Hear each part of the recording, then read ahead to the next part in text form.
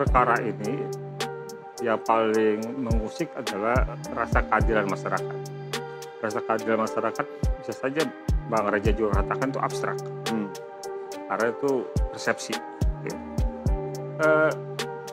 Tapi karena memang ada beberapa riak-riak ya, yang mengganggu, yang menggoyangkan keyakinan publik terhadap apakah peristiwa pemukulan oleh Guru Supriyadi terhadap anak A itu benar atau tidak. Yeah. Tetapi beberapa keterangan yang muncul yang kita dengar baik dari kepala sekolah, dari kolega sesama guru mengatakan bahwa peristiwa itu tidak ada, gitu loh. Ya kan, dengan menjelaskan bagaimana profil Supriyadi, menjelaskan bahwa Supriyadi bukan wali kelas dari tempat anak korban mengalami peristiwa tersebut. Ya, itu fakta persidangan kan? Itu kan fakta-fakta persidangan.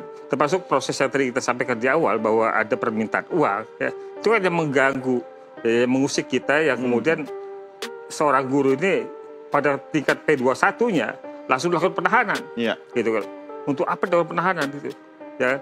Karena korbannya anak polisi begitu. Nah itu dia, itu juga mengusik publik tadi, yang kemudian mengganggu rasa keadilan masyarakat. Ya tentu kita hanya berharap bahwa putusan yang diambil oleh hakim pada Senin depan adalah putusan yang benar-benar memenuhi rasa keadilan. Ya, bagi benar sendiri. Meski menyakitkan bagi yang merasa tidak mendapat keadilan, begitu kan? Kan setidaknya kan kalau kita merujuk pada tuntutan dan pledoi, ya. Tuntutan itu tuntutan lepas. Tuntutan lepas itu artinya bahwa Supriyadi dinyatakan terbukti melakukan perbuatan. Tetapi perbuatan itu bukan perbuatan pidana. Kemudian Supriyadi juga dikatakan tidak memiliki mens rea. Gitu. Tidak mempunyai niat jahat. Kemudian tujuan tindakannya itu adalah sebagai pembelajaran.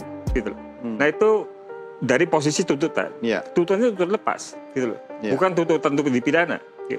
Kalau dalam konteks hukum pidana ada beberapa model putusan, ada putusan lepas, putusan bebas, putusan pemindanaan, bahkan ada putusan membatalkan atau menolak dakwaan. Kita sudah punya dua alternatif. Kalau dalam konteks jaksa dia menuntut lepas.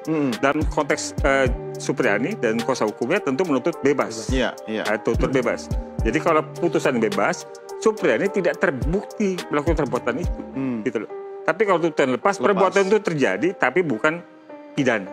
Gitu loh. Tentu ada sisi hal yang meragukan dari apa itu? Dari keyakinan jaksa bahwa perbuatan itu ada.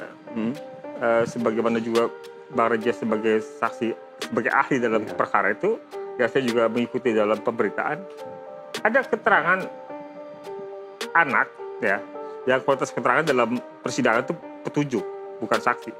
Itu memberikan keterangan yang berbeda tentang waktu. Ya, gitu loh. Ini yang membuat kita jadi gampang untuk meyakini peristiwa itu sebenarnya ada atau tidak. Itu bisa dilakukan pemeriksaan verbal namanya. Jadi penyidik maupun pendamping anak itu seharusnya dihadirkan untuk menguji keraguan Bang Reza tadi. Kenapa bisa isi BAP yang sama persis? Gitu. Jadi saksi verbal itu bisa dihadirkan penyidiknya. Kalau dalam konteks anak, ketika melakukan pemeriksaan itu harus ada pendamping.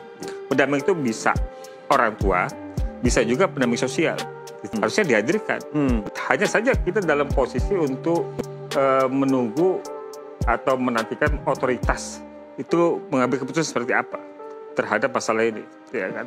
Apakah kita singgung lagi di awal, apakah peristiwa kekerasan oleh Supriyadi terhadap anak korban benar terjadi atau tidak, gitu loh. Ya. Apakah peristiwa itu tidak ada, bukan dilakukan oleh Supriyadi, atau bukan karena peristiwa pidana, gitu kan? Itu kan juga pertanyaan, gitu loh. Jadi tinggal keyakinan hakim berdasarkan bukti-bukti yang sudah dihadirkan di persidangan untuk memutuskan. Hakim percaya atau meyakini dari bukti-bukti itu mengarah pada perbuatan Supriyadi yang benar ada sebagaimana dikatakan oleh jaksa penuntut umum, atau meyakini sebagaimana dikatakan oleh pengacara bahwa Supriyadi tidak melakukan yang dituduhkan.